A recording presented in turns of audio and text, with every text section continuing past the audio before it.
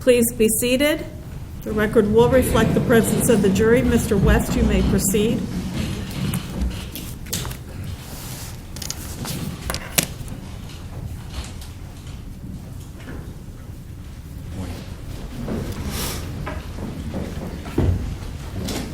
This is a sad case, of course.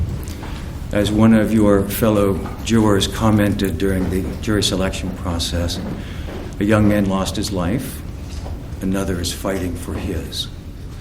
There are no winners here. How profound and how insightful.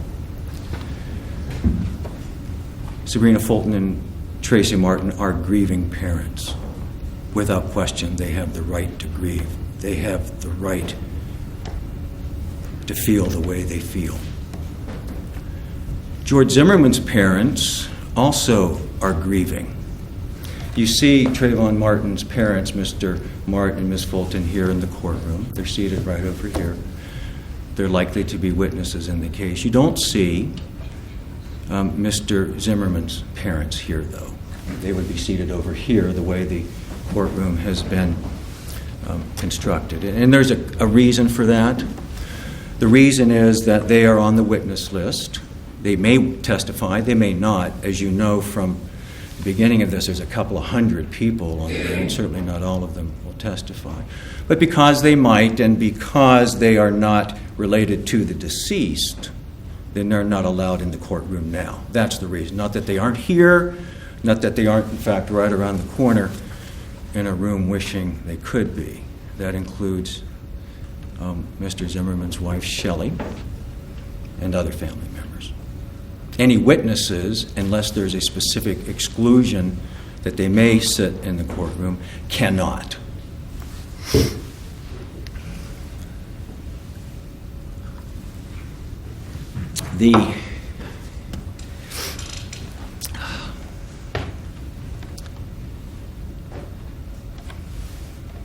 I grew up in a family that had certainly moments of great joy and moments of profound sadness. There's no doubt all of us have had in one form or another. And my mother used to, actually she still says, if she gets a chance. Objection, Your Honor, as to improper argument during opening statements. Sustained. It's personalizing. It's supposed to be what the evidence will show.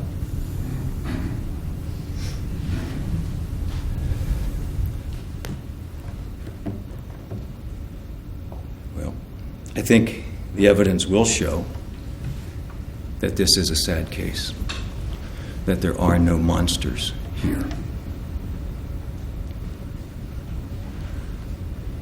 Sometimes you have to laugh to keep from crying.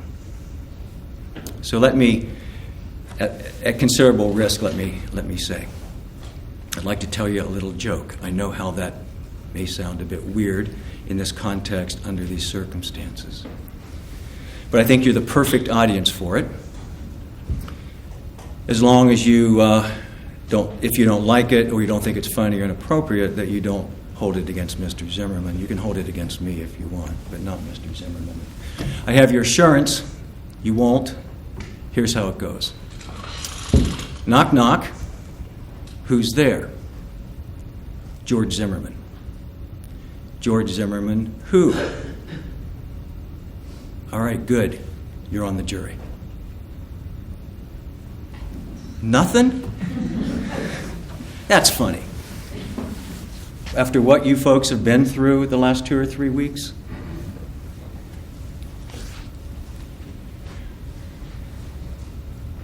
Let's get on to, however, the serious business of why we're here. Let's take a look at where all of this started. George Zimmerman is not guilty of murder. He shot Trayvon Martin in self-defense after being viciously attacked. And here's the evidence that will show you how and why it happened the way it did.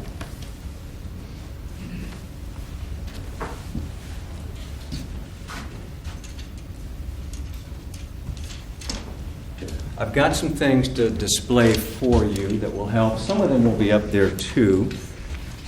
Is this okay? All right. I'm sorry.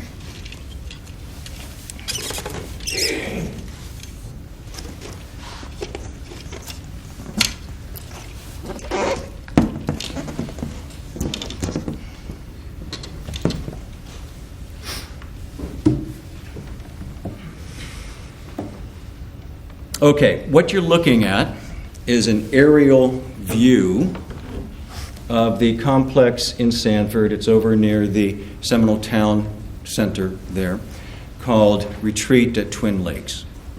This is basically the whole thing.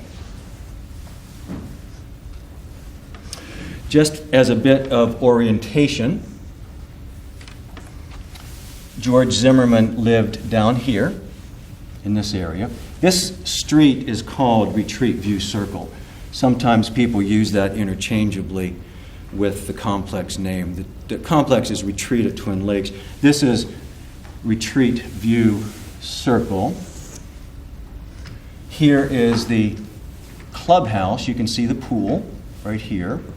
This is considered the main entrance.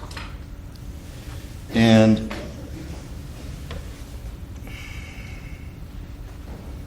this is known as the back entrance. So we have the main entrance here, there's a gate, and the back entrance here. I guess you can get in either way, of course. The pool, there's some mailboxes around here for the community. And I think this is called Twin Lakes or Twin Trees, this street that cuts through here. You'll hear a lot of testimony about the T intersection, the T. That simply is where two sidewalks connect perpendicularly. That's where almost all of the important events took place, within just a few feet of that. Let me point that out to you here, and we have a better picture to focus.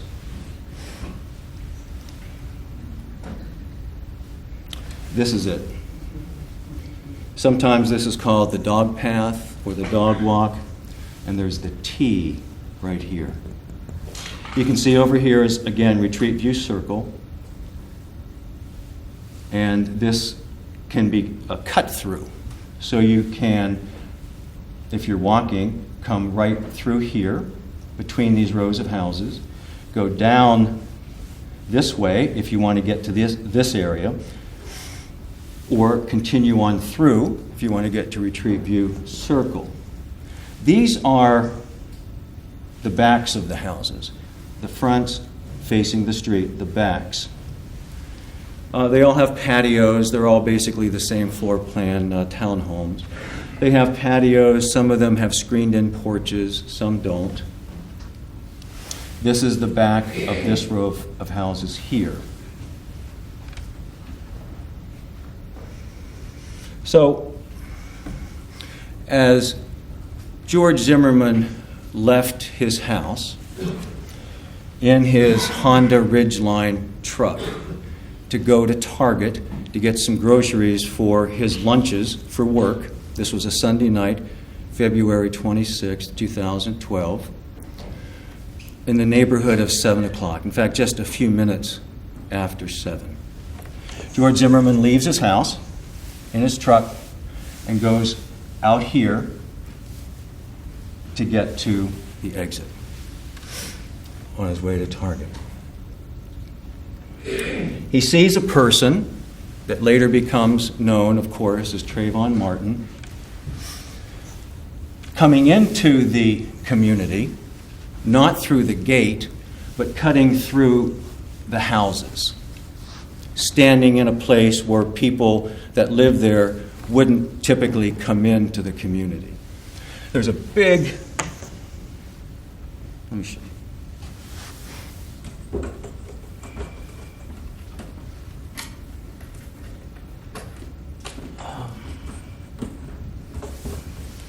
Some of these turn out better than others. just to get sort of oriented a bit. You may have some difficulty. Reinhardt Road. The complex right here is over here. The main entrance is off here, the back entrance over here. This is a big apartment complex. I think it's called Colonial Villages. Over here is the 7-Eleven. That's where Trayvon Martin went to buy the snacks. So to get from here to here, you can come this way and up, or you can cut through this path that cuts off sort of the triangle and go up here. About a mile. I know that's hard to see. It's about a mile from here to here. You can also cut through these apartments if you want to save a little distance. You can cut through these apartments and just go right through the gully up into the complex over in here. You can see part of the other complex here. So George Zimmerman sees Trayvon Martin in a spot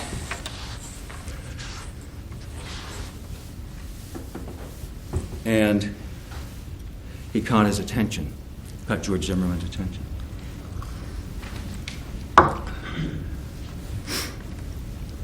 Little did George Zimmerman know at the time that in less than 10 minutes from him first seeing Trayvon Martin, that George Zimmerman, would be sucker punched in the face, have his head pounded on concrete, and wind up shooting and tragically killing Trayvon Martin. George Zimmerman participated in Neighborhood Watch. The community asked him to do that, to be the liaison with the Sanford Police Department. Wendy Dorval is the person with Sanford that coordinates all of that. She comes out to homeowners upon requests and gives a presentation, PowerPoints, literature. She wants a point person, if you will. Not a captain, a liaison, someone they can email, someone that can help distribute the flyers that she prepares, and to coordinate the Neighborhood Watch effort in the community. Ms. Dorval knew there was increased crime activity in this particular community over the several months prior to this event. There had been a number of burglaries. She can tell by crime mapping that crime was on the rise, that people were stealing things. There had even been a home invasion, and that the homeowners association was interested in forming a neighborhood watch. This is late summer, early fall of 2011. George Zimmerman had been active in the community and was asked to help coordinate that. So he did. There's some emails back and forth and such. No patrols were set up. George Zimmerman wasn't patrolling this night or any other night. But people were told if they see something suspicious to phone it in. Call the police. If you think there's a crime taking place, you call 911. If you don't necessarily think there's a crime taking place, but since you are the ears and the eyes of the community and you want to bring the person or the event to the attention of law enforcement, you have a separate number. That's the non-emergency number that you've heard about. It was recorded, and we're going to play it here in just a few minutes. George Zimmerman called the non-emergency number and described for the dispatcher, a fellow by the name of Sean Nofke, what he was seeing as he was seeing it. Mr. Nofke was asking questions. Mr. Zimmerman was giving answers. You will hear the tone of voice. You will hear both sides of the conversation. You will hear those words. These assholes always get away, fucking punks. You'll hear those words, and I hope that you'll put them in the context in which they were said and assign whatever meaning ultimately you think they have, if any. in the overall context of this. So what we did, let me draw your attention to something before we actually play the recording. There's been a lot of publicity, some of you may have even heard it, that George Zimmerman was in his car and was told not to follow Trayvon Martin, and he did anyway. That is absolutely untrue. Absolutely untrue. And you will hear that on the call we're going to play. You'll hear the conversation. You'll hear, as Mr. Guy pointed out, the chime. You can hear Mr. Zimmerman opening the door. You can hear the door shut, if I'm not mistaken, and you will know on our timeline exactly when that happened in reference to everything else. You'll know when George Zimmerman got out of the car, and you'll know what he was doing when the call ended.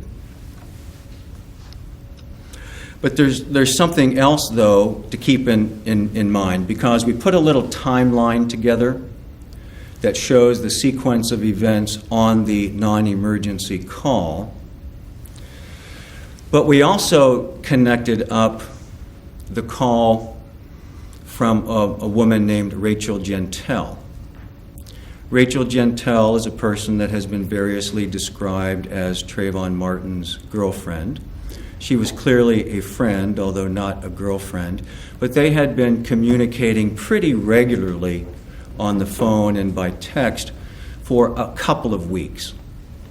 And that Trayvon Martin had spent a lot of time on the phone with her this particular day and the days preceding it while he was up in Sanford. So that calls, actually. There was a call that started before Mr. Zimmerman's non-emergency call and then ended at a point that we'll show you. And then there was a gap of about 20 seconds, more or less, where the call with Ms. Gentile ended, and then it started up again at about 7:12 and some change. So there's only about 20 seconds there. However, George Zimmerman is still on the phone with the police during that gap. And then the call reconnects, and it's a continuous call between Trayvon Martin and Ms. Gentile until 7:15:43, roughly. We'll connect that with the first call to 911 made by the resident who lives right here. The times are written on the timeline, so I won't bother trying to remember them and get it wrong. But that was at about 7:16:11, roughly. And the call between Rachel Gentile and Trayvon Martin ended about 7:15:43. So it's around 30 seconds from when the call ended. Of course, Mr. Zimmerman is not on the phone at this point. Mr. Martin and Ms. Gentile are. And then the call from the resident, having heard the commotion. Here, I'm sorry if I didn't say that before. Let me show you.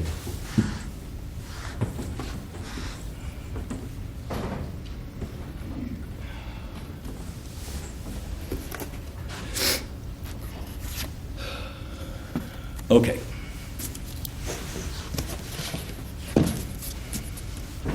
This is the T again, right here, and here.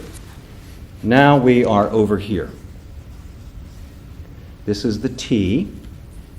The angle is a bit bad, so it looks like this house obscures it. It doesn't. There's an equal distance through here, and we can show you that. So this is the person who lives right here who calls 911 after hearing the commotion that starts right here.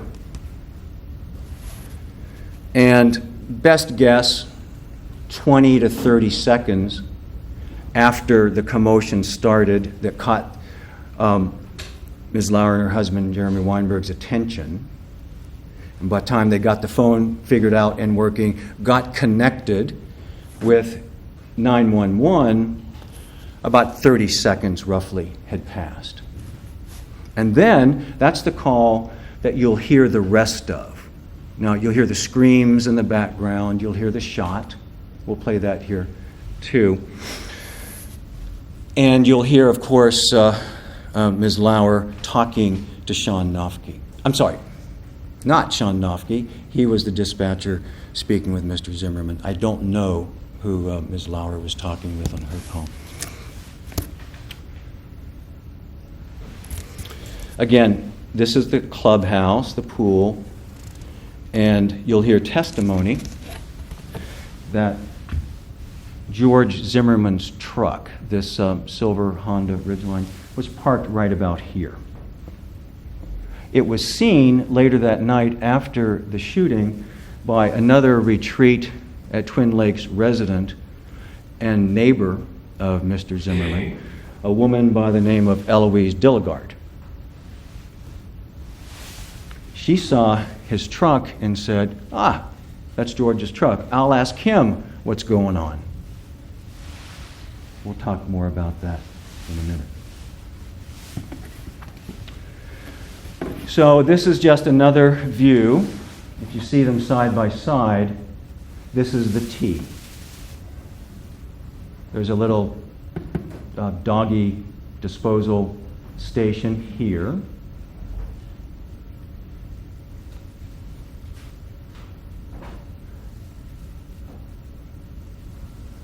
Jonathan Manalo lives on the end. Jenna Lauer and Jeremy Weinberg live here. And right next to them is John Good. He was the eyewitness. He's really the only resident that actually saw much of anything close in time to the shot.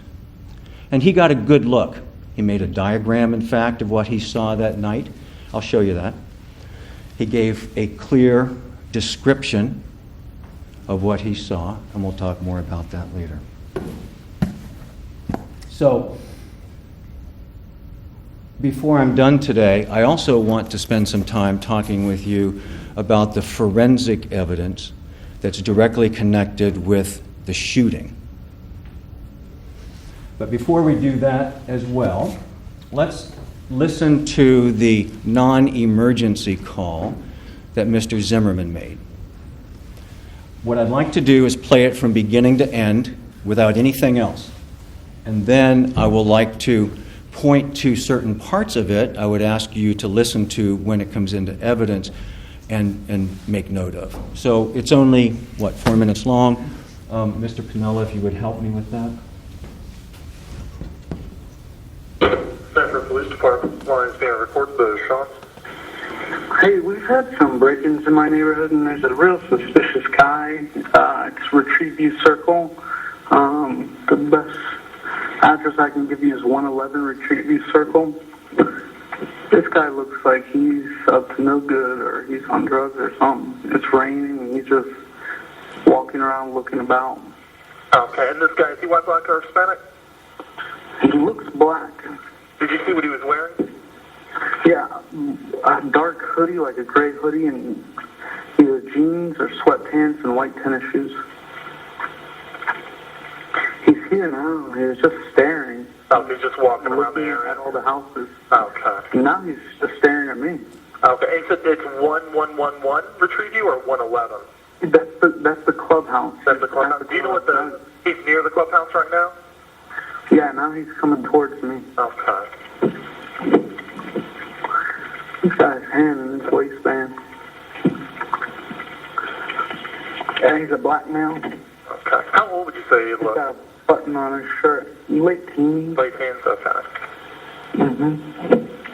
Something's wrong with him. Yeah. He's coming to check me out.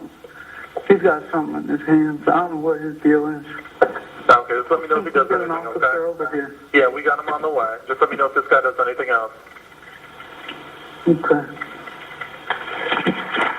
These assholes, they always get away.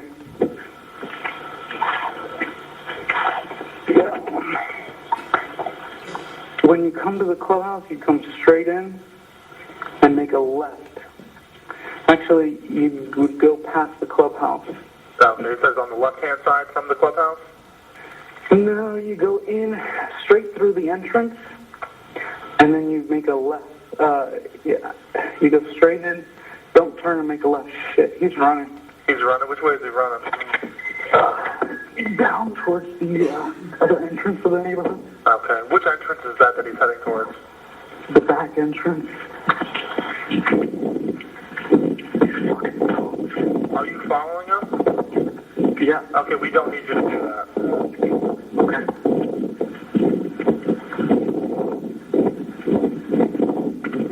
All right, sir, what is your name? George. He ran. All right, George, what's your last name? Zimmerman. And George, what's the phone number you're calling from? 407-435-2400.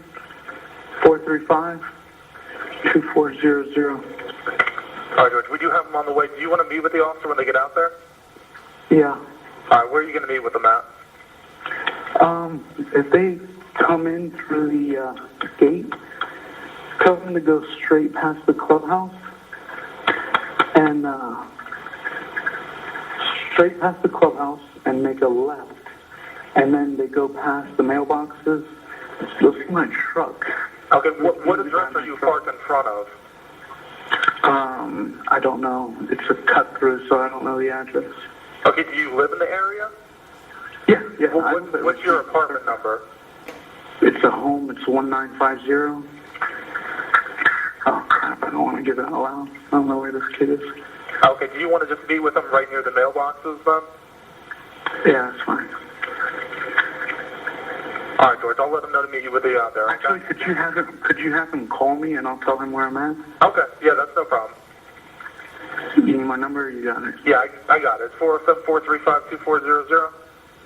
Yeah, you got it. Okay, no problem. I'll let them know to call you when they're in the area. Thanks. You're welcome.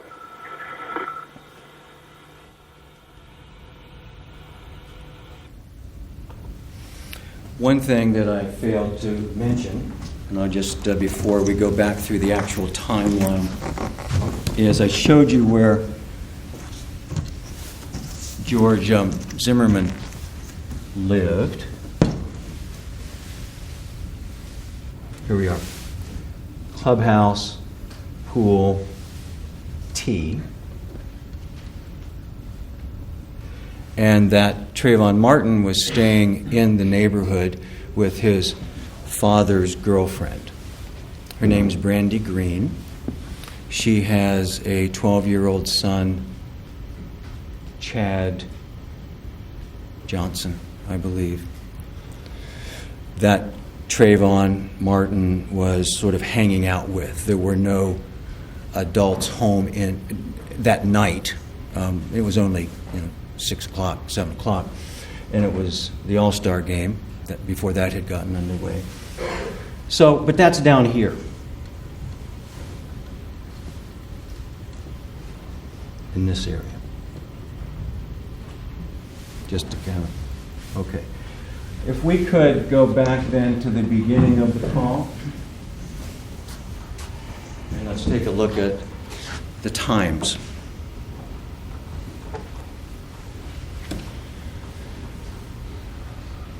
I'm sorry, let's, at the very top. The very top of the display. Can you go back to the beginning? I think if you take the button on the bottom and just pull it all the way to the left, you'll get to the front. Yeah, there we go. Now, let's take a look at the times. Stay on that one. Okay, stay. There might be a second or two, depending on where the record came from, but within a second or two of each end, this is George Zimmerman's call to the police. The non-emergency call timeline was connected after he had seen Trayvon Martin at 7:09:34. That's the call with Sean Nofke. And that call disconnected at 7:13:40. All right, next.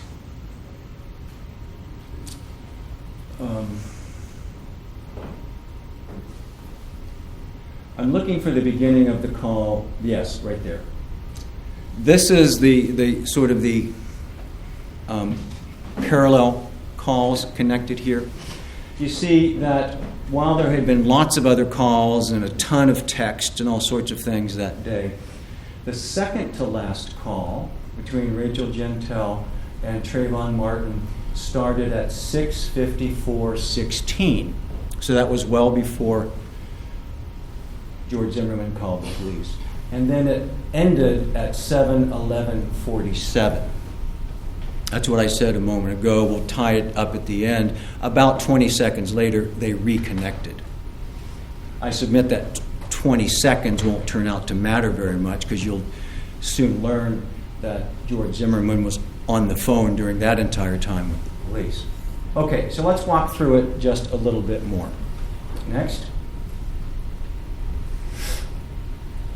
So George Zimmerman says to Sean Nofke, he's just staring at me. Mr. Nofke asks, is near the clubhouse right now? And Mr. Zimmerman says, yeah, now he's coming towards me.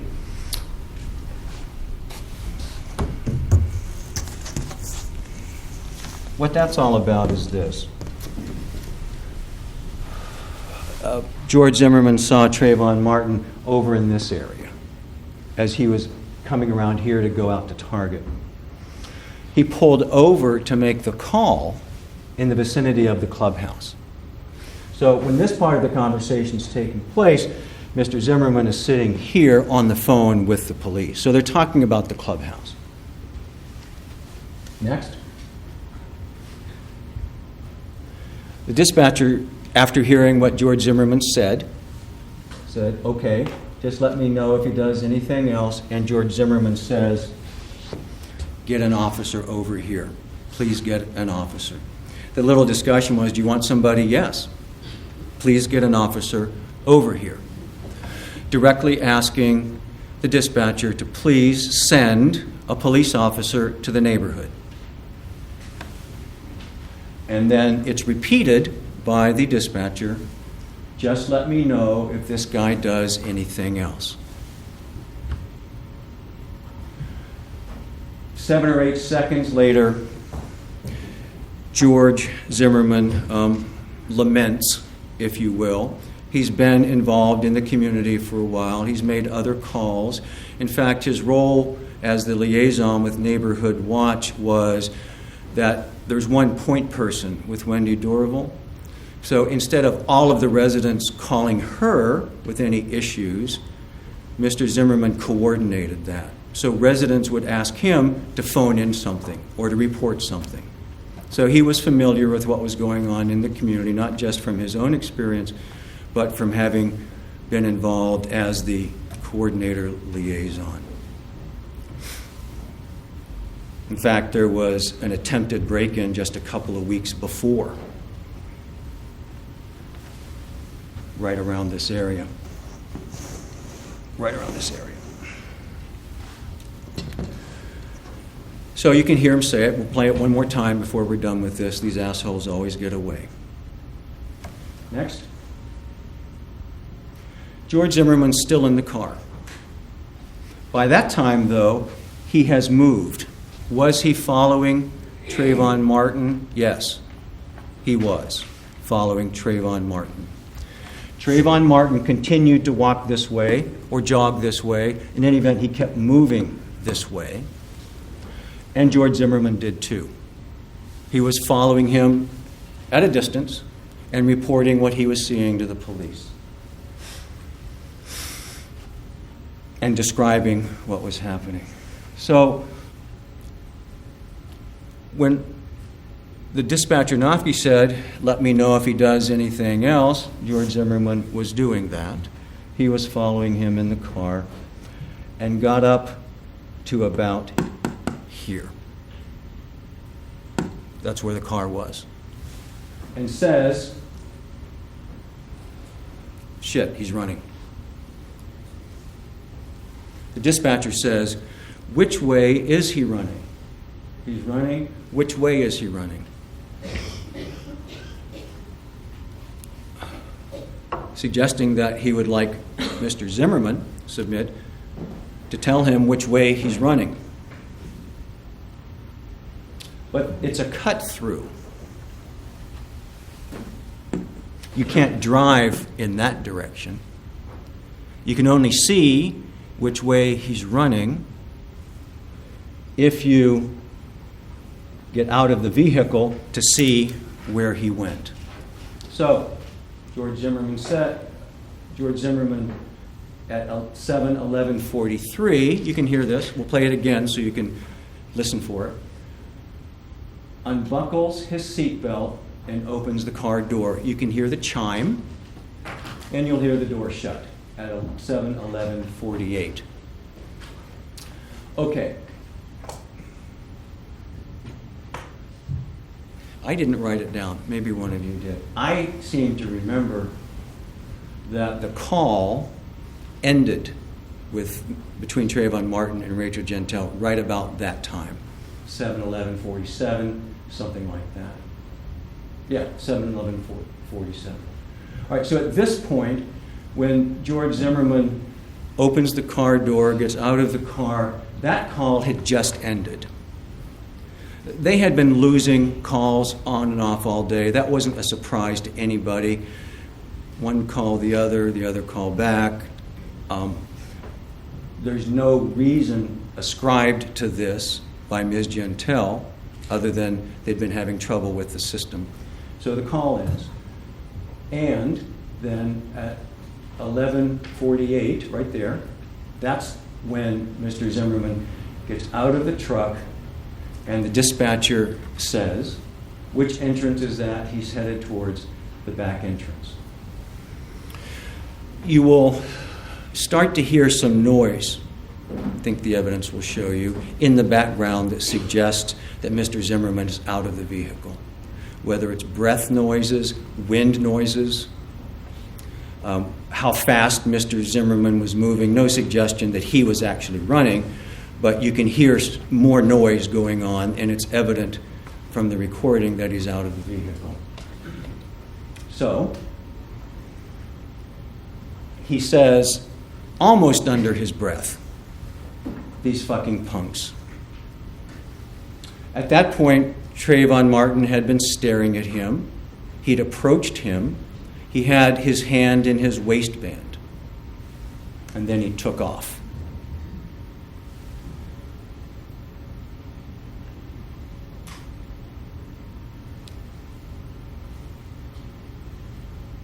Right then, Sean Nofke, the dispatcher, figures out more of what's going on. He realizes, probably due to some of the additional noise, that it seems like Mr. Zimmerman is out of the vehicle and says, "Are you following him?" And George Zimmerman doesn't say no. He says, "Yeah, I am following him." And what he had done by then is he had gotten out of the vehicle and had gone in this direction. So he's coming right down here when you're hearing the noise and when you're hearing the discussion about which way is he running. And then he's up around here. To me, it's not clear from the evidence. Pay attention to it if you would. There's a woman up here, her name is Jane Serdyka, that saw parts of this at different points in time. She said she thought she heard a voice, or maybe voices, a minute or two, three, she's not clear on the time, before the exchange that turned into the event. It might have been George Zimmerman talking on the phone with the dispatcher. There's no way to know that for sure, but it would be somewhat consistent, I would think. We'll need to hear what she says exactly to know if that's possible. If it isn't, then it could have been someone else, perhaps. This was the dog path. This is where people would take their dogs and walk them, and the disposal station is here. So, in any event, George Zimmerman is coming along here talking with the dispatcher, and Sean Nofke says, "Are you following him?" George Zimmerman says, "Yes." And Sean Nofke says, "We don't need you to do that." George Zimmerman says, "Okay." Suggesting, I suppose, you don't need to do anything more to tell us which way he went, where he went, or even if he's doing anything else. So George stopped. George Zimmerman stopped. This is the pickup on the call between witness A. That's Rachel Gentile. As you may know, there's been some anonymity issues throughout the case. There aren't now, except for the jury, of course. So if you see something in the trial that's marked with a witness number, we'll try to remember to tell you who they are so you can keep all that straight. It would be unreasonable to ask you to keep all the witness numbers straight. So that's Rachel Gentile. She's 19 now. She was 18 at the time in February of 2012. And she came into this case mid to late March, about 3 weeks after the event. And a little later, I'll explain to you how that happened, what the circumstances were, and ask you to consider certain things in evaluating her testimony. So at this point, it's routine for Sean Nofke. He asks George Zimmerman, "What's your name?" "George." And George repeats, "He ran."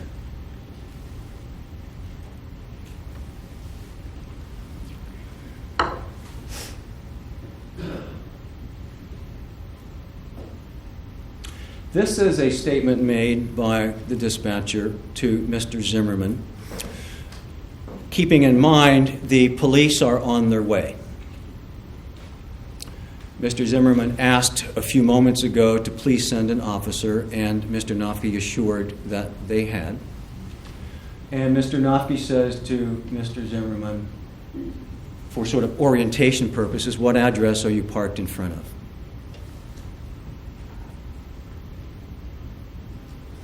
Then there was a little confusion because he was parked over here, but there aren't any street signs right here. So unless you actually have memorized the name of the street, you can know where you are. I think we've all done that. We know exactly where we are, but we don't happen to be able to know the name of the street. There's a question whether this is, in fact, I don't know if it's Twin Trees or Twin Lakes. It's one or the other. But this is Retreat View Circle. And it goes all the way around. In fact, George Zimmerman lives on Retreat View Circle down here. So there was some confusion about what address. So Mr. Nofke got to the heart of it and said, "Do you live in the area?" Mr. Zimmerman, "Yeah." "Okay, what's your apartment number?" Orienting. So, next. It's a home, meaning a townhome. These are all townhomes, similar design. And then Mr. Zimmerman realizes he just gave, or was about to give, his address out loud. And stops and catches himself because he does not know where Trayvon Martin is.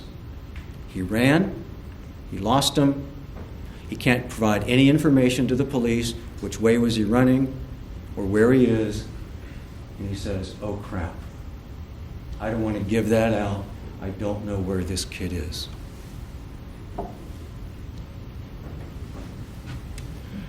Well, you'll see the evidence proves at least one thing.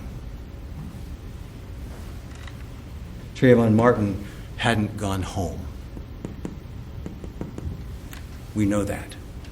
We also know it was almost pitch black out. Mr. Guy pointed that out.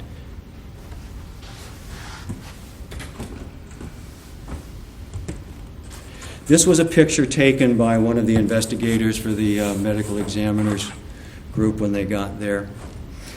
The police had already cordoned off the area, put the line, the tape up that you see.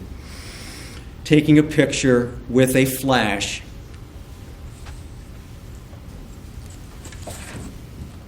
Right here. That's with the flash.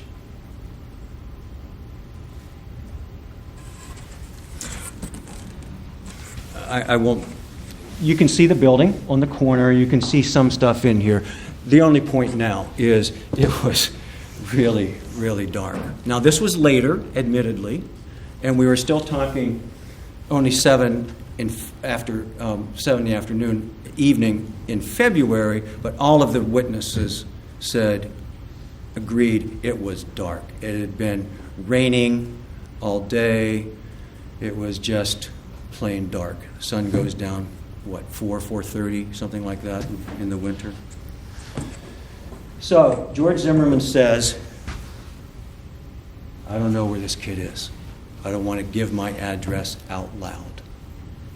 Next. Some more conversation. Well, where do you want to meet the officers? You want to meet them at the mailboxes. Mr. Zimmerman says, okay.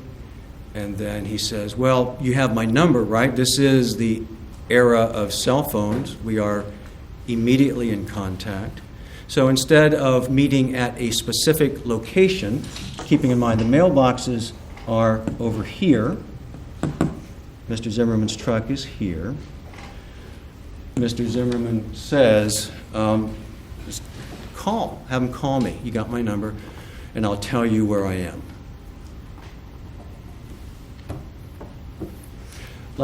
If you don't mind, let's just play it through one more time. It's only 4 minutes, and we'll be done with this part. Sanford Police Department line is being recorded. Sean. Hey, we've had some break-ins in my neighborhood, and there's a real suspicious guy. It's Retrieve View Circle. The best address I can give you is 111 Retrieve View Circle. This guy looks like he's up to no good, or he's on drugs or something. It's raining, and he's just walking around looking about. Okay, and this guy, is he white, black, or Hispanic? He looks black. Did you see what he was wearing? Yeah, a dark hoodie, like a gray hoodie, and either jeans or sweatpants and white tennis shoes. He's here now. He was just staring. Oh, he's just walking around the looking area. at all the houses. Okay. Now he's just staring at me. Okay, he said it's 1111 Retrieve You or 111? That's the clubhouse. That's the clubhouse. Do you know what he's near the clubhouse right now? Yeah, now he's coming towards me. Okay. He's got his hand in his waistband. Yeah, he's a black male. Okay. How old would you say he He's looks? got a button on his shirt. Late teens. Late teens, okay. Mm-hmm. Something's wrong with him. Yeah. He's coming to check me out. He's got something in his hands. I don't know what his deal is. Okay, just let me know if he does Get an anything, officer over okay? here. Yeah, we got him on the way. Just let me know if this guy does anything else. Okay. These assholes, they always get away. Yeah. When you come to the clubhouse, you come straight in and make a left. Actually, you would go past the clubhouse. Okay, it says on the left-hand side from the clubhouse? No, you go in straight through the entrance, and then you make a left. Yeah, you go straight in. Don't turn and make a left. Shit, he's running. He's running? Which way is he running? Down towards the other entrance of the neighborhood. Okay. Which entrance is that he's heading towards? The back entrance. Are you following him? Yeah. Okay, we don't need you to do that. Okay.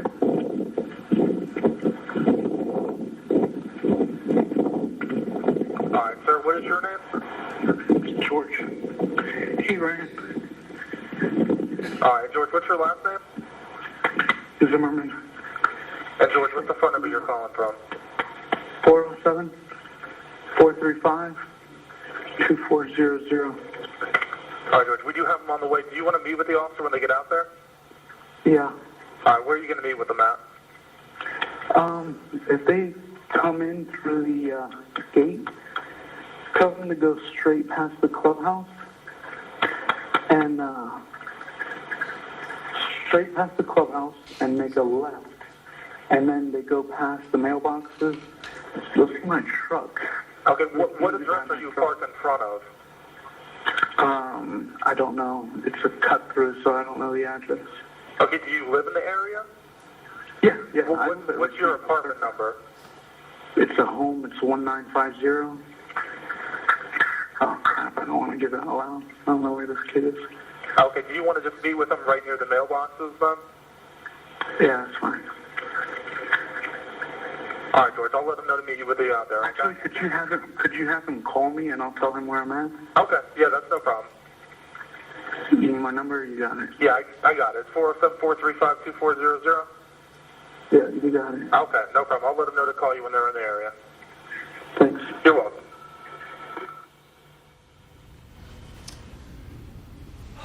Okay, 7:13:40, the call ends.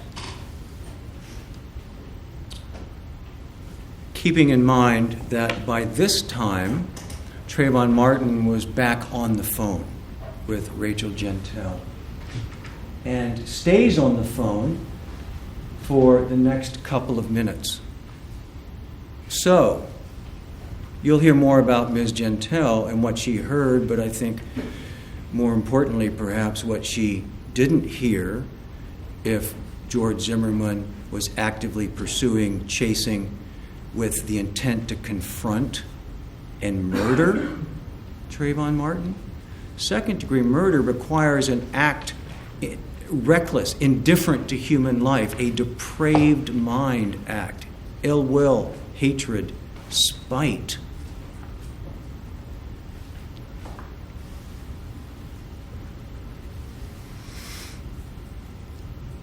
What Rachel Gentile will tell you in her conversation with Trayvon Martin, at the moment that this actually became physical, was that Trayvon Martin, I'll use my words, that Trayvon Martin decided to confront George Zimmerman. That instead of going home, he had plenty of time. He had, this is what, 60, 70 yards? Plenty of time. Could have gone back and forth 4 or 5 times if he wanted to. But choosing not to do that, he either left and went back or just hid in the darkness to see about this guy that he thought was following him. And turned to George Zimmerman out of the darkness and said, "Why are you following me?" Or something to that effect. And we know that was pretty close in time to the end of this call. Pretty close. We don't know exactly when.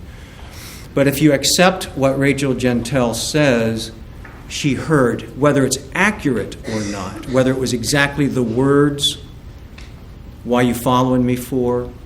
or something to that effect, that's basically the last thing she heard. There'll be some other things we'll talk about, but that was when Trayvon Martin made the decision to confront George Zimmerman and say, "What are you following me for?" So how does that fit together? I'll show you.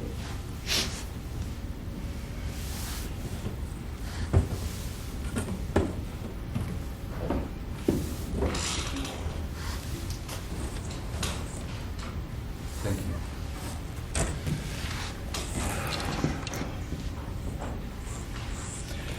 The T, keep that in mind, the T up here. This is a slide, I guess you'd call it, or a diagram, just for orientation. This is the T.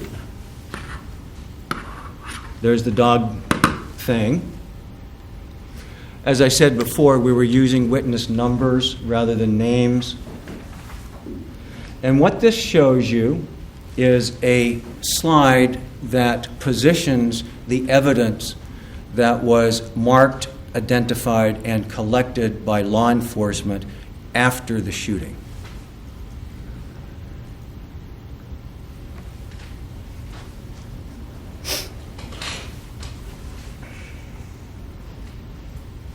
Let's talk about a little of that first.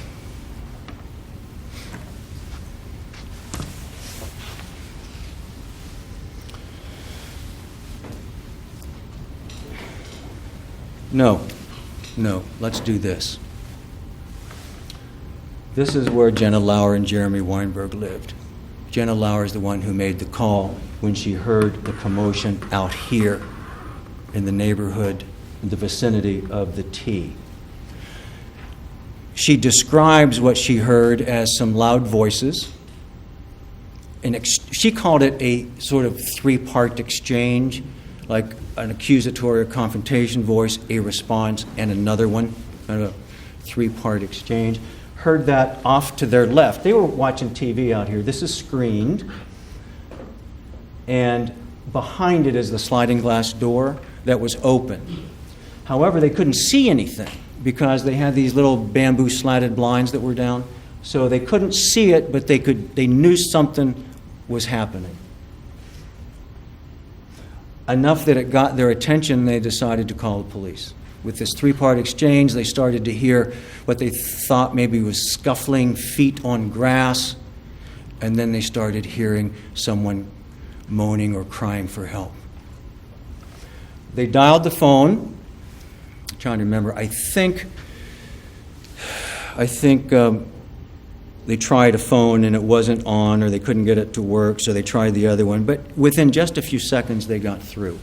Keeping in mind that I think the call was connected at 7:16:11, something like 30 seconds after the call with Trayvon Martin and Rachel Gentile ended. So we're only talking about 30 seconds, including the time it takes to dial the phone, get the phone, dial the phone, figure out, hey, there's something going on here, make the call, connect the call, and you'll hear the operator here in a second. You've all heard those anyway, those operators. So, hearing the exchange, the voices, hearing what they thought was something going on, they called the police. They called emergency services. And here's what they heard. Here's the call. This is the call with the screams. This is the call with the shot, to keep in mind. The shot occurs about 40, maybe 45 seconds into this recording. There is a sound, though, that precedes the shot by a few seconds that on first listening sounds like it could be a shot. It's not. There's no mistake, no dispute in this case that George Zimmerman fired one and only one shot. That is proven by forensic evidence. I'll digress for just a moment. The reason we know that, not like he fired once and missed, not like he shot 2 times, as you might think if you hear this. Mr. Guy gave you the answer. Any of you that are familiar with firearms know that you can put an additional round in the gun after the magazine itself is full, simply by putting one into the chamber and then putting another one into the magazine. So if the magazine holds 7, you can actually put 8 rounds in the gun. It's clear that's what happened in this case because the police found 1 shell casing and the magazine still was filled to capacity. So there was only 1 shot, no matter how you look at it. We'll talk more about the gun here in a little bit, too. Let's get on with the call. Mr. Pinello, would you help me with that, please? 911, do you need police, fire, medical? Maybe both. I'm not sure. There's just someone screaming outside. Okay, what's the address that they're near? Is this in the Twin Lake homes in Sanford? Yes. Okay, and is it a male or female? It sounds like a male. Okay, and you don't know why? I don't know why. I think they're yelling help, but I don't know. Just send someone quick. Say crap. Okay, does he look hurt to you? I can't see him. I don't want to go out there. I don't know what's going on. So they're sending him. So you think he's yelling help? Yes. All right, what is your phone number? Just there's gunshots. You just heard gunshots? Yes. How many? This one. Get down. No, come here. Is he no longer yelling? No one. I don't know. Get in here now. Get up here. All right, is he right outside? Yeah, pretty much out the back. Yeah. Is he in front of it or behind that address? He's behind my house. Okay. Just stay away from the windows. I don't hear him yelling anymore. Do you hear anything? I'm going to stop it there, only because obviously the screaming is over, the shot has been fired, and this is a discussion. You'll have the opportunity to hear the whole thing as many times as you want, and I hope that you do. I hope that you listen to it 1, 5, 10, 50 times if you need to.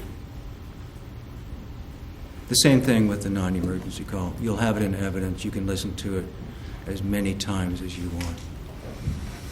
But what we know, obviously, everyone agrees to this. All of the witnesses, whether they agree to anything else, they all agree those are the screams of someone in a life-threatening situation. Someone screaming repeatedly over and over and over for help, needing desperately for someone to come to their assistance.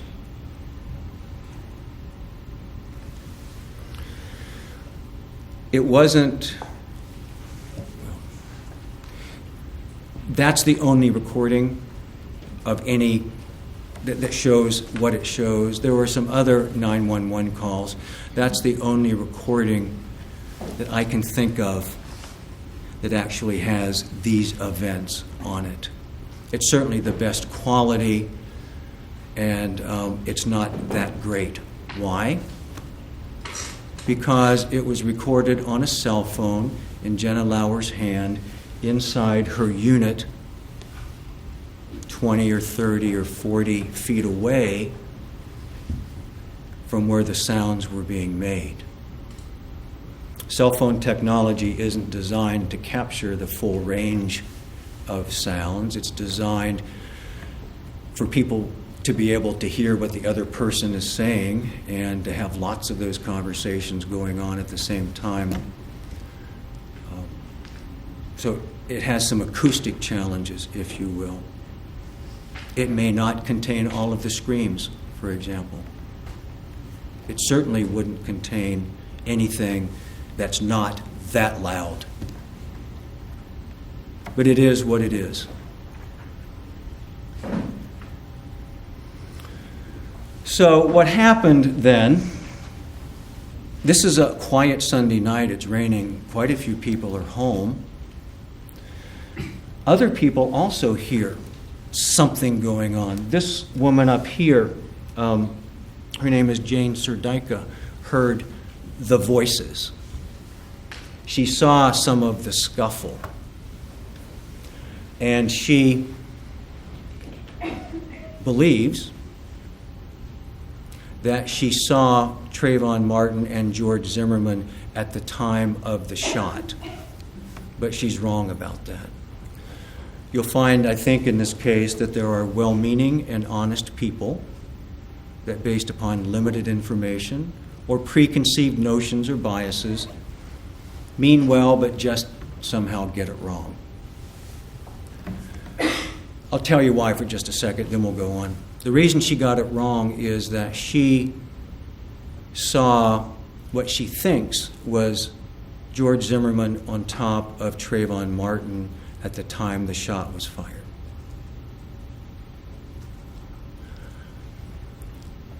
And that Trayvon Martin was on his stomach, that he was face down.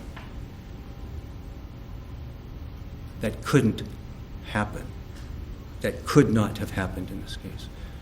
We're going to talk about some forensic evidence here in a bit, but we know that couldn't happen. So she could not have seen the moment where Trayvon Martin is shot. Why? It's really pretty simple, because Trayvon Martin was shot in the chest, not in the back. So if Trayvon Martin was lying face down when she saw George Zimmerman on top of him, then she didn't see it. She saw it later. Only a few seconds later, as other people in the neighborhood will describe something similar, but it was after. We'll talk a little bit more about that. I don't know if you're following what I mean. I'm not trying to jump ahead too much, but people heard some screaming around. They've described it different ways. Some heard only a couple. Some heard more than that. Some thinks they saw or heard a fight of some sort with the in various positions, up or down, flailing, or what have you. But except for Jane Serdyka, who I just explained how, and you'll hear her testimony, got it wrong when piecing all of this together in her own mind. She didn't see a muzzle blast. She saw Trayvon Martin face down. She saw George Zimmerman on top. And there was that moment. There's no question that there was that moment when Trayvon Martin was shot. He fell forward, face down. George Zimmerman was underneath him, and within a few seconds, 2, 3, 4 seconds, basically switched positions. And when you hear the shot and you figure out what that's all about, and you go outside to look, if it takes you 2, 3, or 4 seconds, that's the image that you see. That's what you see. George Zimmerman on top of Trayvon Martin with his hands pressed down on him. 2 or 3 people saw that. And they did see it. They're right. It's just that it was after the shot. There is someone, though, who actually saw Trayvon Martin and George Zimmerman together before the shot, just moments before the shot. You could probably piece it together, 10, 15 seconds maybe before the shot. The reason you can piece it together is he also called 911.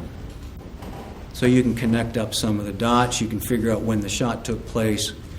You can figure out when the calls were made, and then roughly figure out when in this sequence he saw what he saw. I'll leave that to you, but I'm going to suggest it's probably 15 seconds, 10, 15 seconds. But here's what he saw, and here's who he is.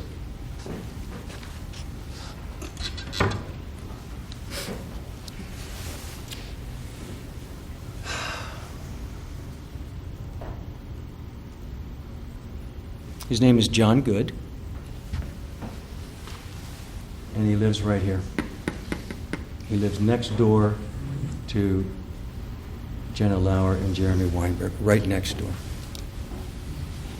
He heard the noise. He heard the screaming, the cries for help, and he went to investigate. He doesn't have the screened-in porch. He has the sliding glass door. So he goes out the sliding glass door, and he's right here on the patio, his patio. From here to here, I don't know, 15 feet, 20 feet maybe, right in front of him. Me to you. And here's what he sees. Now, he doesn't know who it is at this point. He doesn't recognize anybody. He didn't see faces. But he could clearly see colors, and there was no mistake the color of the clothing of the people that he was seeing. he was very clear. There was one of the participants, if you will, one of the people involved, was wearing a dark shirt. Black almost, especially because it was so wet. That was Trayvon Martin. He had a charcoal-colored, hooded sweatshirt. On the other hand, George Zimmerman had a red-colored jacket. Very different, no mistaking the two. At first, John Good wasn't quite sure what he was hearing or even what he was seeing. He thought it might have been a dog attack or something. He wasn't even quite sure it was two people. And he got outside, and then he saw it was two people.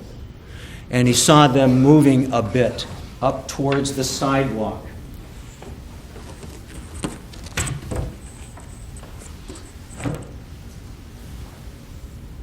He saw a person that he described as the one with the black top mounted on the person with the red shirt. Mounted is a term used in mixed martial arts, fighting. Some of you know more about that than I do, no doubt. Mounted is when you straddle the person around their hips. They are pinned underneath you. They are essentially helpless. He saw Trayvon Martin with the dark-colored shirt mounted on George Zimmerman. He saw George Zimmerman in the red-colored shirt on his back. He described what he saw in the same terms of this mixed martial arts vernacular. He called it a ground and pound. A ground and pound. That's the words that he used. A ground and pound is when you're mounted on somebody, they are helpless, and you are basically beating them senseless.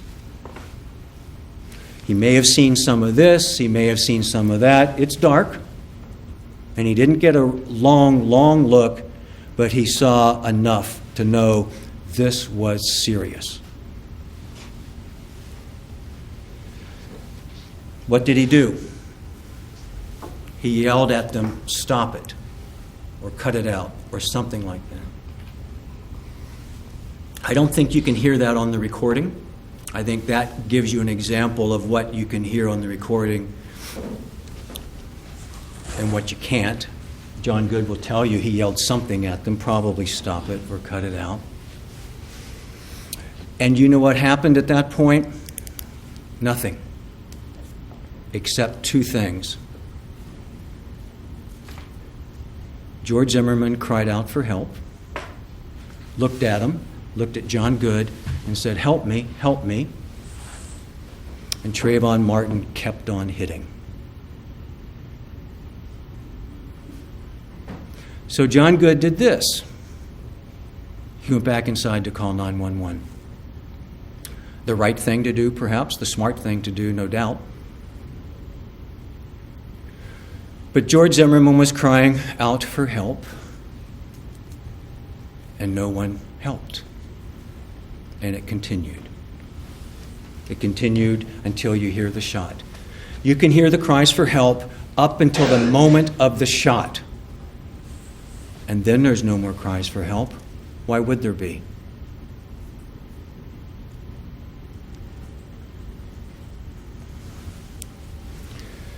So, there was enough commotion, enough people heard these yells, that they started coming out to check it out. But after the shot, right after the shot, though, from their doorway, a couple of people looked right outside and saw this. They saw Trayvon Martin face down and George Zimmerman on top of him, kind of holding his back or his arms or something like that. One of them may have even yelled at him, and he kind of turned at one point. One of them saw Trayvon Martin's leg move, they think. Nobody heard any more sounds, though. My guess is that the silence was deafening at that point. George Zimmerman struggled to his feet. He was out of breath. He was injured. According to Jonathan Manalo, that's the guy on the corner.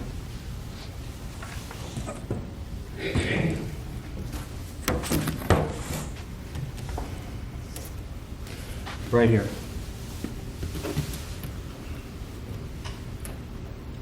Oh, this is kind of weird. It's right here. This is a shadow or something because of the angle. Jonathan Manalo lives on the corner.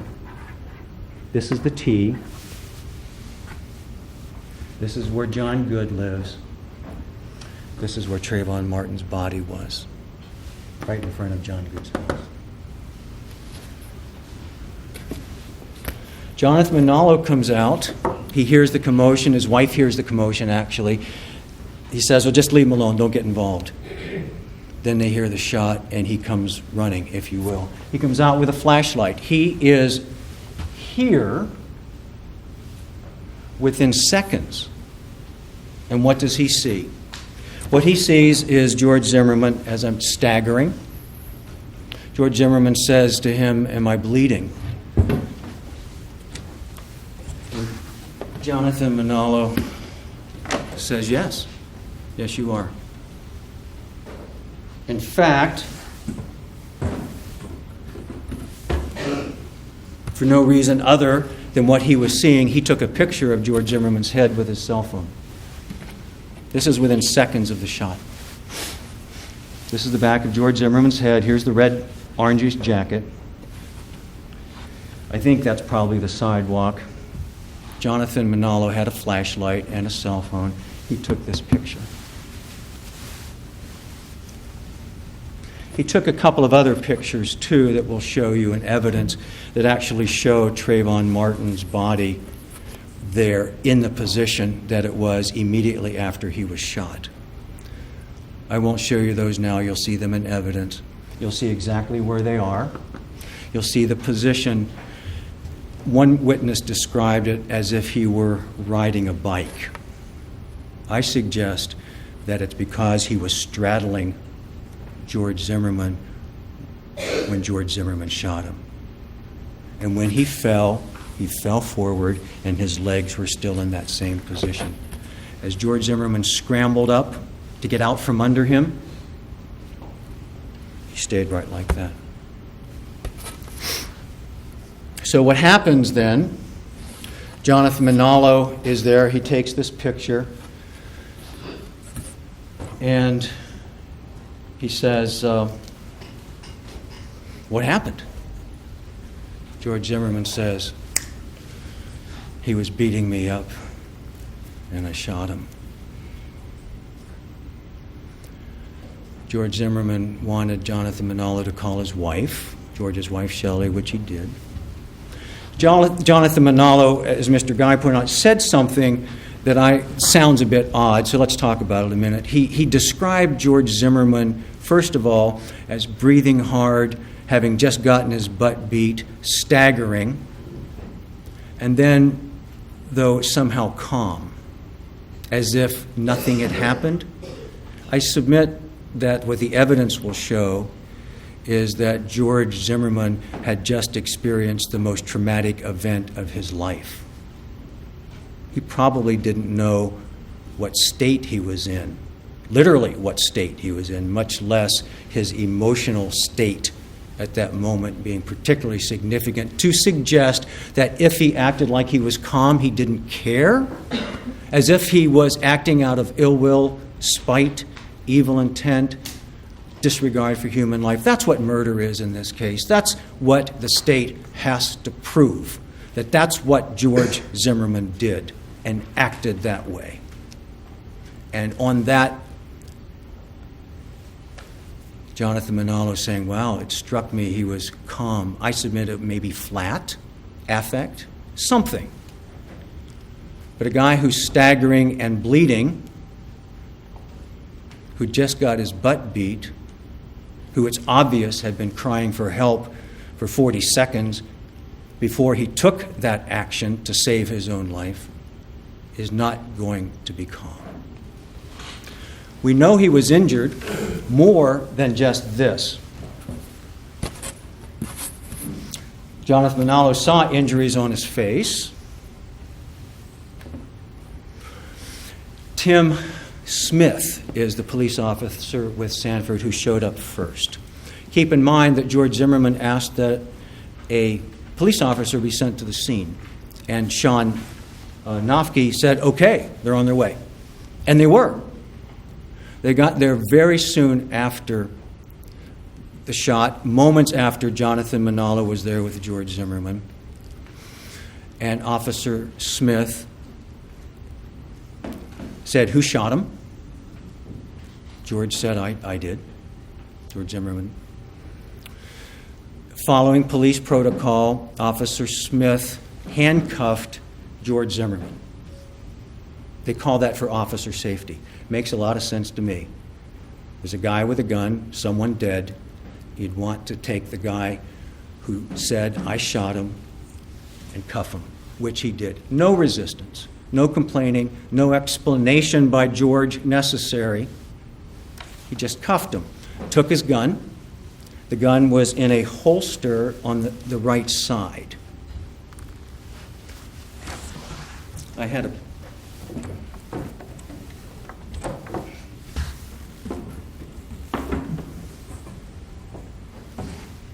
Somebody keeps moving my stuff. Sorry.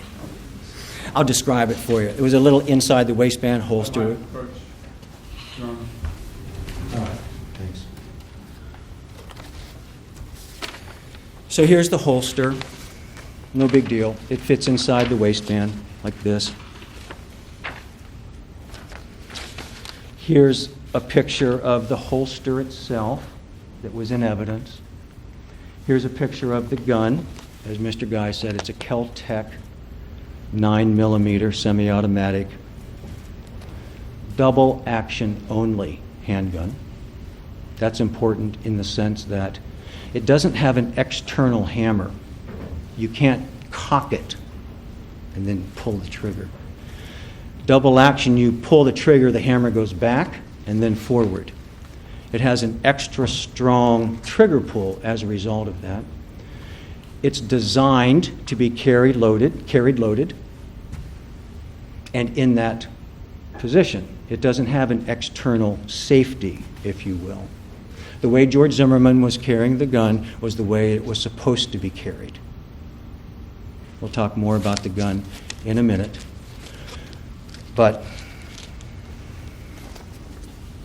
in fact, the training that George Zimmerman got from his friend, the Federal Air Marshal, was exactly what George Zimmerman did. It was the kind of gun that was recommended to George Zimmerman, the double action only, round in the chamber. It's safe as long as you're responsible. We'll talk about gun responsibility too before we're all done. However, Tim Smith, the Sanford Police Department, takes George into custody. He gets the gun, the holster. This is the magazine that had the bullets in it. And takes him over to the patrol car while they sort things out.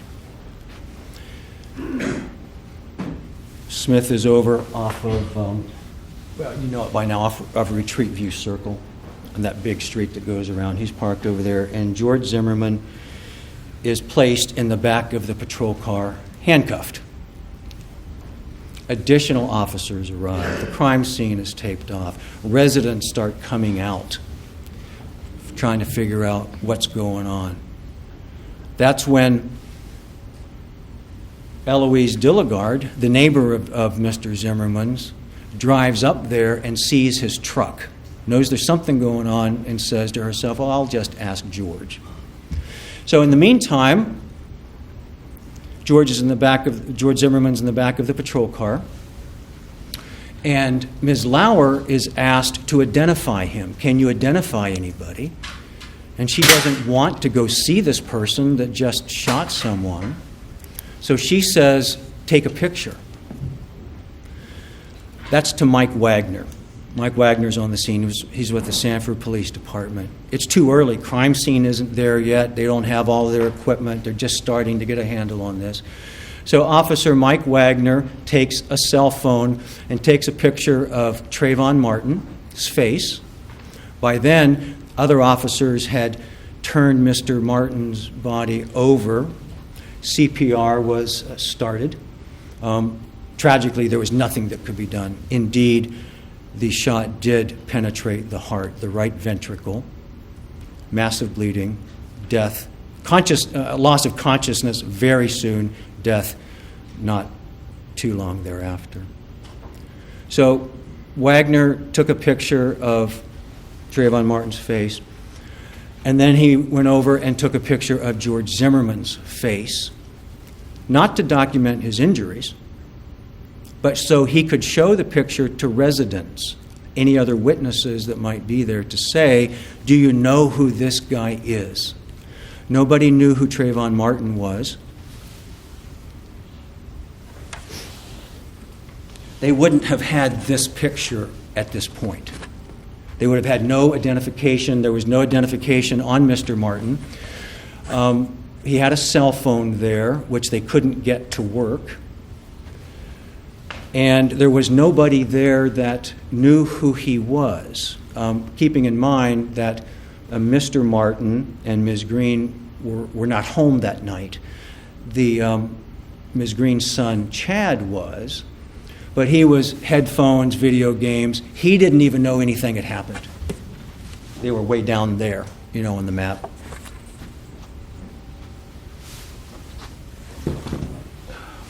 Way down. He lived down here.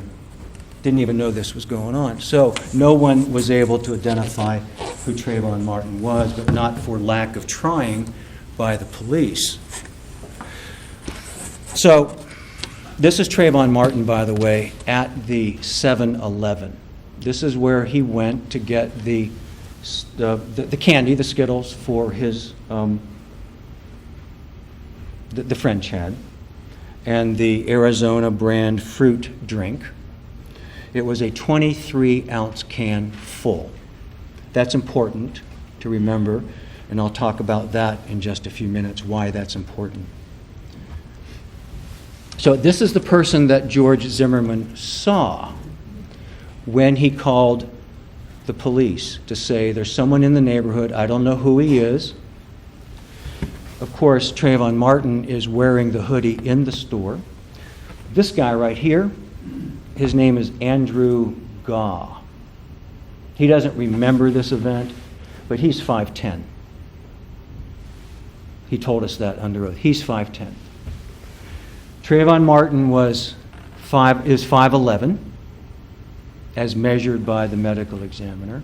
He had shoes on, and he had a hooded sweatshirt on, which makes him well over 6 feet tall, as you can see. We know that he weighed 158 pounds. He wasn't skinny. 158 pounds at 5'11" is right in the middle. But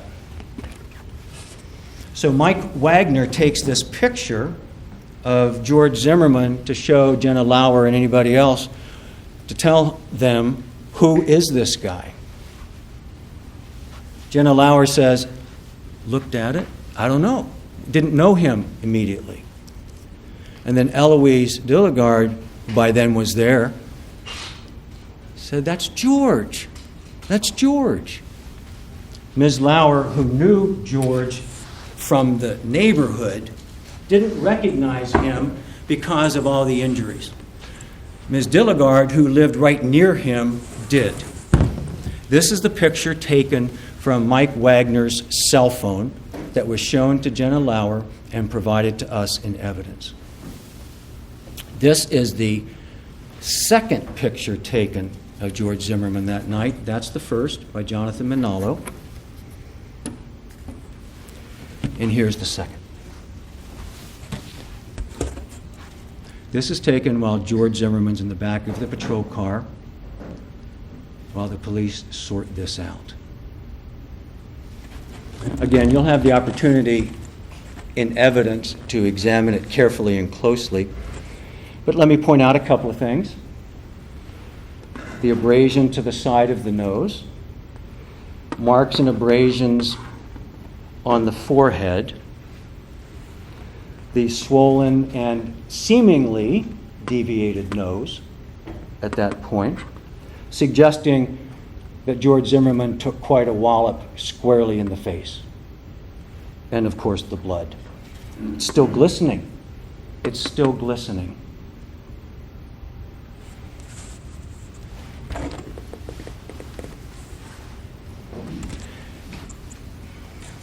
George Zimmerman cooperated fully. He went to the police department that night. He answered all their questions as many times as they wanted, as many days as they wanted. He had just taken tremendous blows to his face, tremendous blows to his head. But he didn't ask for a lawyer.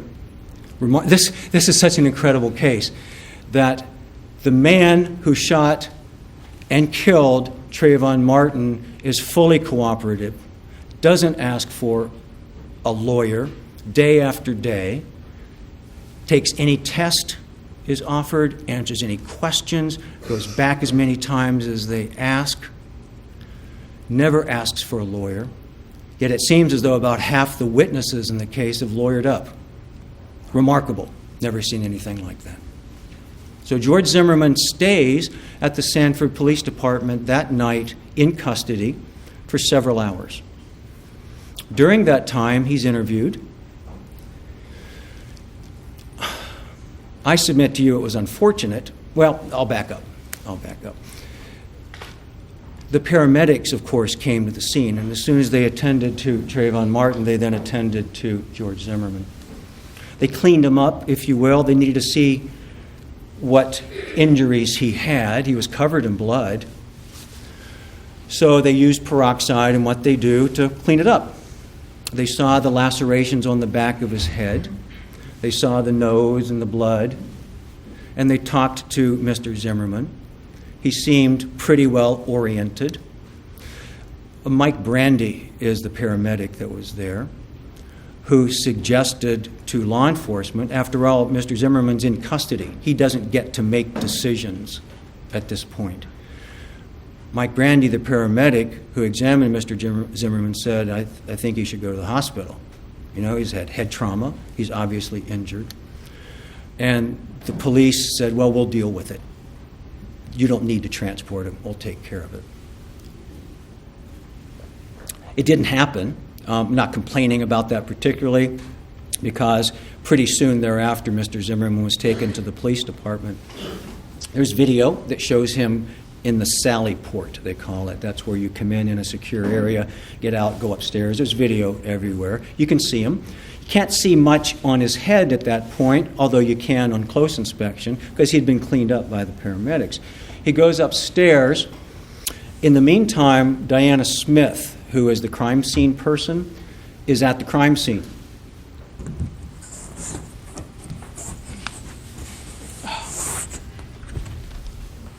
She's doing all this stuff. She's marking all the evidence, taking it into account. Pretty soon the medical examiner's investigator shows up. So she's busy. So Mr. Zimmerman's at the Sanford Police Department for several hours.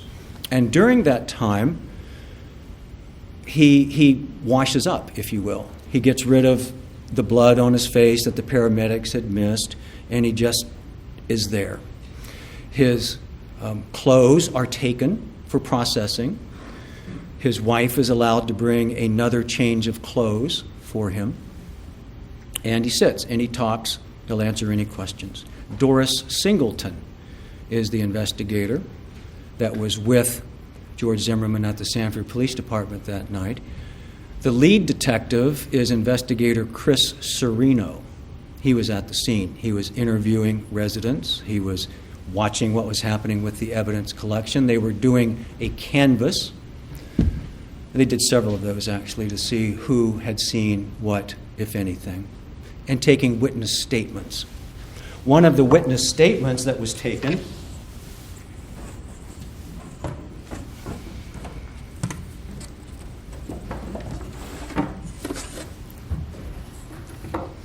was John Good. Remember him? He was the eyewitness. And he drew a sketch of what he had seen right out his door. So this is what the police knew already that night, while Mr. Zimmerman is up in the Sanford Police Department.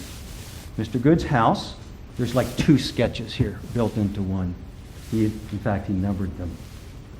So he sees the sidewalk, red top, bottom, black top, on top. Trayvon Martin had the black shirt. George Zimmerman had the red one. Again, now they're up towards the sidewalk. Again, he knows it's serious now. Red shirt, bottom, black shirt, top.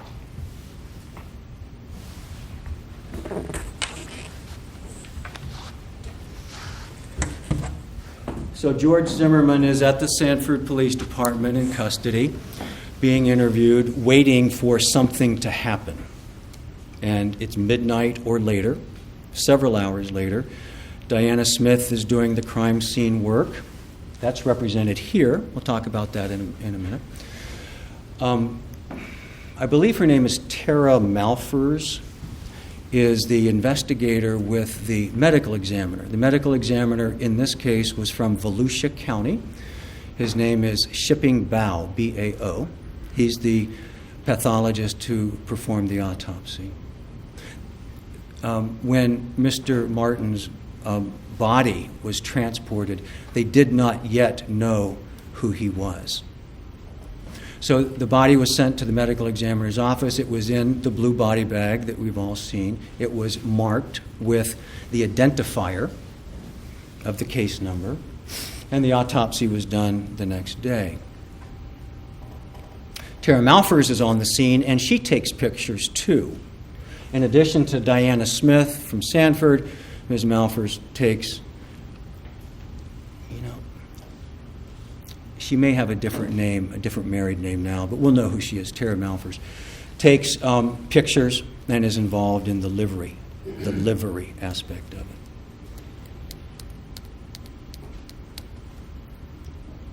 In the meantime, George Zimmerman's at the Sanford Police Department. Around midnight or so, Diana Smith is done at the scene.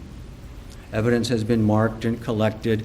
It will be then submitted to the lab for processing of all sorts of processing. That's the forensic evidence part of this. And she goes to the Sanford Police Department. She takes pictures of the gun, showed you those, and she takes lots of pictures, I think it was 30 or so, of George Zimmerman. By then he'd been all cleaned up and several hours had passed, so it's not nearly, of course, as dramatic as these. But you can clearly see the cuts in the back of the head. You can see more of the sort of abrasion, what do they call it? Punctate abrasions, for those of you with some medical background, on his scalp. But what you can really see in these pictures that you'll have in evidence are the lumps, the big knots on each side of his head, consistent with having his head slammed into concrete. What's slammed? Well, obviously you can take someone's head and hit it so hard once that they could lose consciousness or die, fracture their skull. Or through resistance or something else, you might not be as successful as you want to be, but you still have impact, and it's evident that George Zimmerman's head impacted a hard surface like concrete. Indeed, the state's consulting expert agrees that his injuries, the lumps on his head, are consistent with his head having impacted concrete. We have a medical examiner. He's an eminent, distinguished pathologist. His name is Vincent DeMaio, from Texas. He's the expert on gunshot deaths. But he's also a qualified pathologist in trauma, and he'll tell you the same thing. Yeah. He had his head banged pretty hard on cement. That shakes things up. It affects thinking. It can lead to concussion or, of course, depending on how significant the trauma, death. But when you get your bell rung, stuff happens.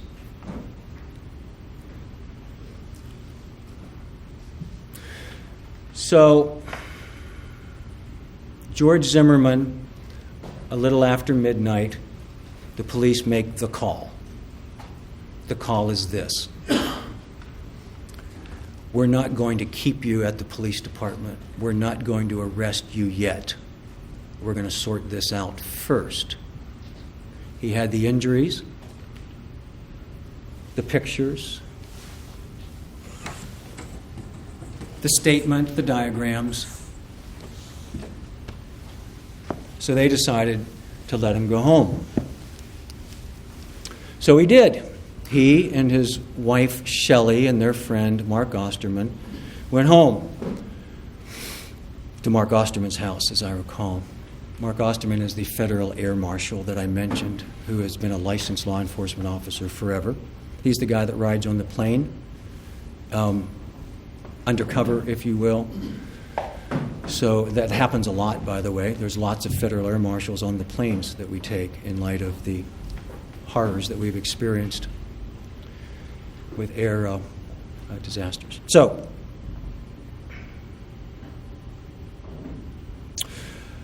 George Zimmerman decides to go to work the next day to tell them that he wasn't going to be able to go to work.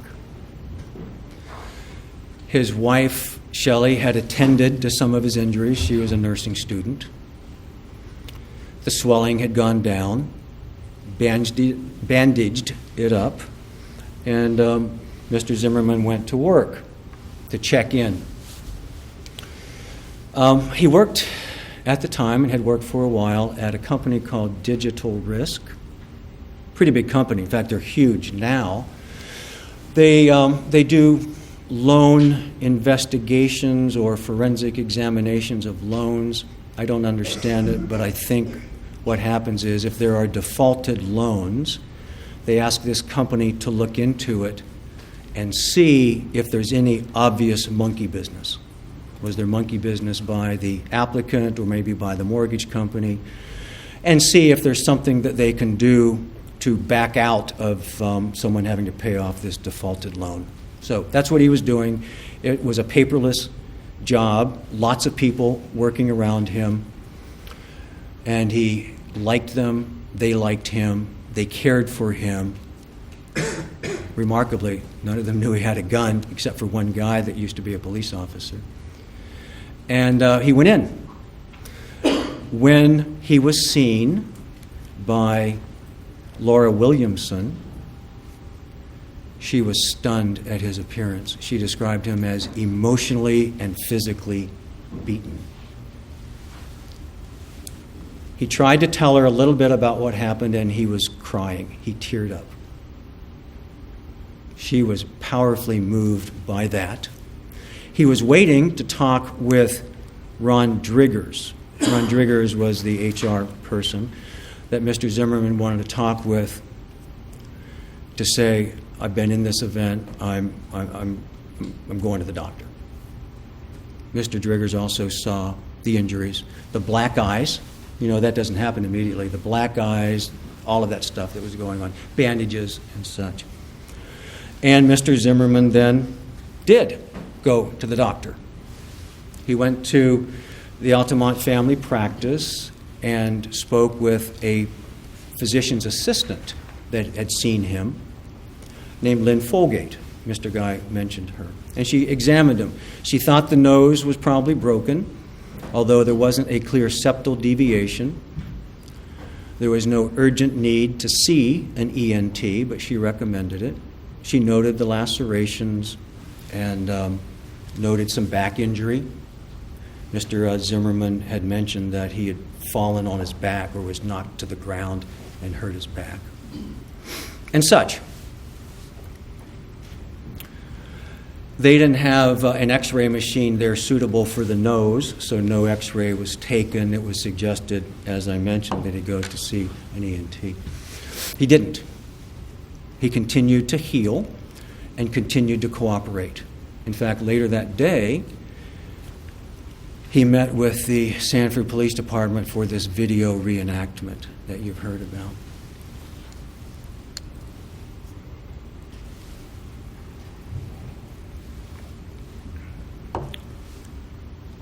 And the next day, and as many times as they asked.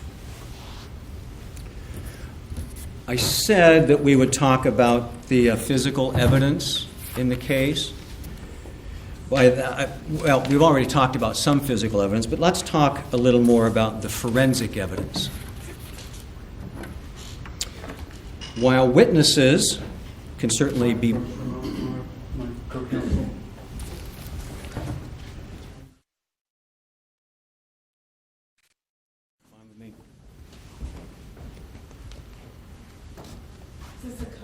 A good time to take a recess? Okay, ladies and gentlemen, we're going to recess for lunch. Lunch is waiting back there for you, and we will be back. It is at 1:30 to proceed. In the meantime, if you'll please put your notes face down on the chairs, Deputy Jarvis will collect them and lock them up during our lunch break. During the lunch recess, please do not discuss the case amongst yourselves or with anybody else. You may follow Deputy Jarvis back into the jury room.